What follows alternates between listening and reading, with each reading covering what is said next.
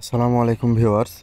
আজকে আপনাদের মাঝে যে বিষয়টি নিয়ে আলোচনা করব সেটি হলো যে সকল পুরুষের লিঙ্গে শক্তি পায় না বা লিঙ্গে দুর্বলতা বা লিঙ্গ দুর্বল যেটাকে বলে, এই সমস্যাটি সেই সকল মানুষদের নিয়ে।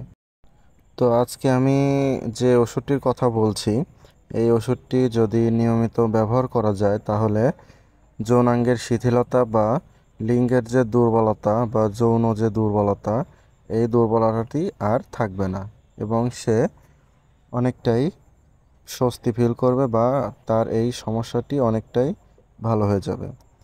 তো ভিগোজেল যেই মলমটি বা যেই অয়েনমেন্টটি, এটা হচ্ছে আয়ুর্বেদিক। এই অয়েনমেন্টটি সকালে এবং রাত্রে হালকা করে লিঙ্গে আলতো করে মেখে নিয়ে এটাকে ভালো করে মাসাজ করতে হবে। এভাবে যদি 10 থেকে 12 দিন বা 15 দিন মাসাজ করা যায় তাহলে এই যে যৌন যে দুর্বলতা বা যৌন যে সমস্যা, এটা অনেকটাই কমে যাবে।